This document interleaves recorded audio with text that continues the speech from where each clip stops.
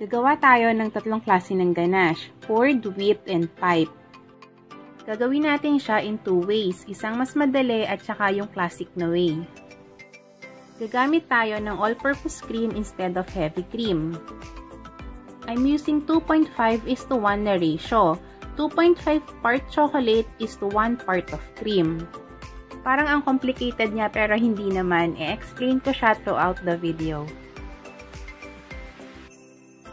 Ganito yan. Titimbangin natin yung chocolate na kailangan natin, tapos i-divide natin siya by 2.5 para naman makuha natin yung weight na kailangan natin para dun sa cream. Doon sa first way natin, gagamit tayo ng 750 grams na chocolate. I-divide natin siya later sa 2.5 para makuha natin yung weight na kailangan natin para dun sa cream. Pero ngayon, i-chop muna natin yung chocolates natin.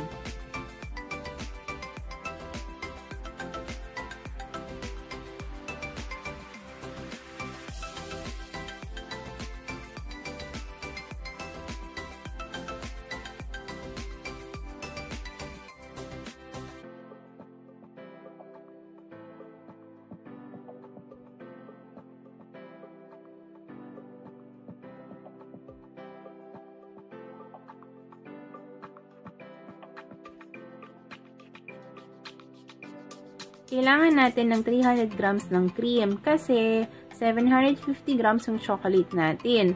So, 750 divided by 2.5 is 300.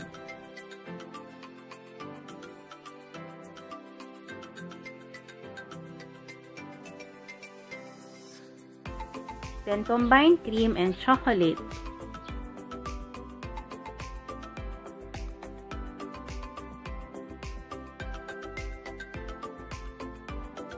Tapos, ima-microwave siya in a medium-high hanggang mag-melt si chocolate. Pero dapat hinahalo siya every 15 seconds. Madali kasing masunog ang chocolate kaya dapat haluin siya palagi para maging pantay yung pag-distribute ng init niya. So, ima-microwave siya for 15 seconds, hahaluin, ima-microwave uli, hahaluin, and so on. Ganun lang.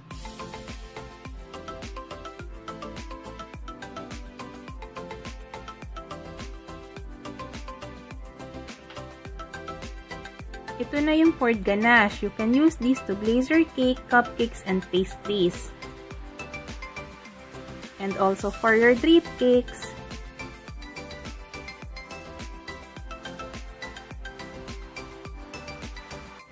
Cover your ganache and let it cool hanggang ma-reach niya yung right consistency. Mine took around 5.5 hours or pwede rin siyang iwan overnight. If you are in a rush naman, pwede siyang ilagay sa fridge pero kailangan siyang haluin every 10 minutes hanggang sa ma-reach niya yung consistency na solid pero malambot pa din. Ang tagal nang iintayin, di ba? Pero worth it yan. For the classic way, we are going to use the same ratio which is 2.5:1. Same ratio in a smaller batch.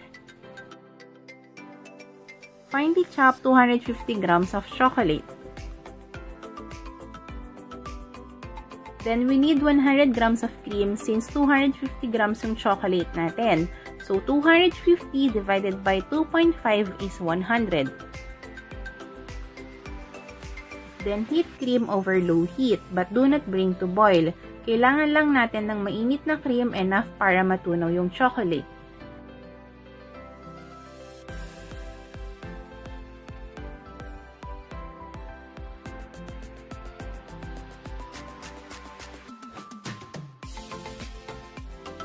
Then, pour sa chocolate.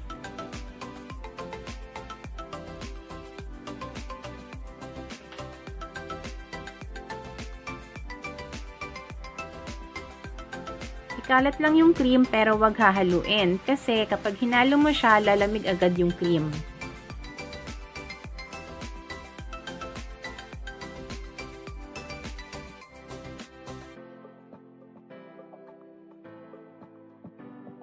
Cover and let it stand for about 2 minutes.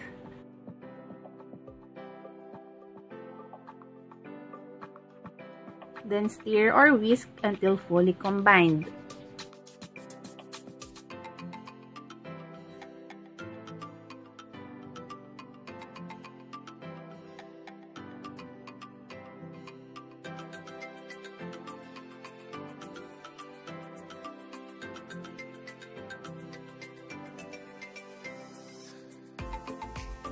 If meron pang hindi natunaw na chocolate, pwede siyang ipatong sa bowl na may mainit na water. Make sure na hindi lalapat yung bowl sa hot water. Pwede siyang i-microwave din for few seconds or sa double boiler.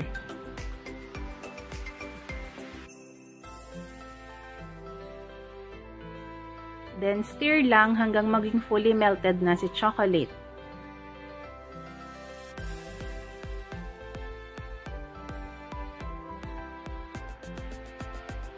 By the way, if you want ng mas thinner yung ganache mo, use more cream. Or if thicker naman, use more chocolate. Adjust your ratio according to your preference. Pero ako, ito lagi yung ratio na gamit ko.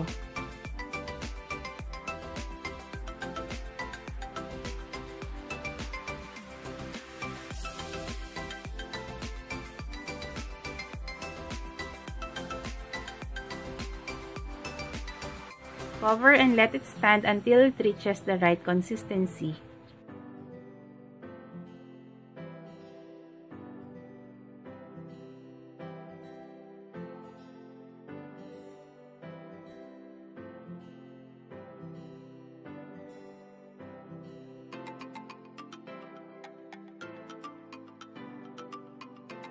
Ito na siya after 5.5 hours at room temperature. Solid but still soft.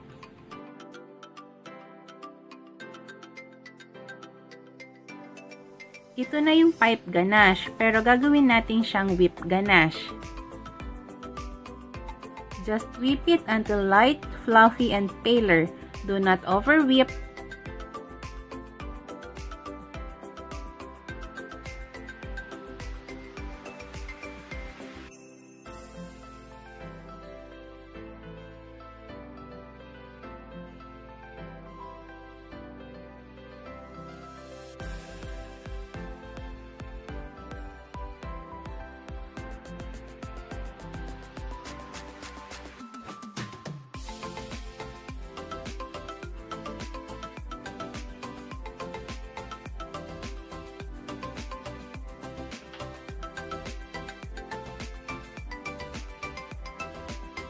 This is the pipe ganache. Pwede na siyang gamitin as it is.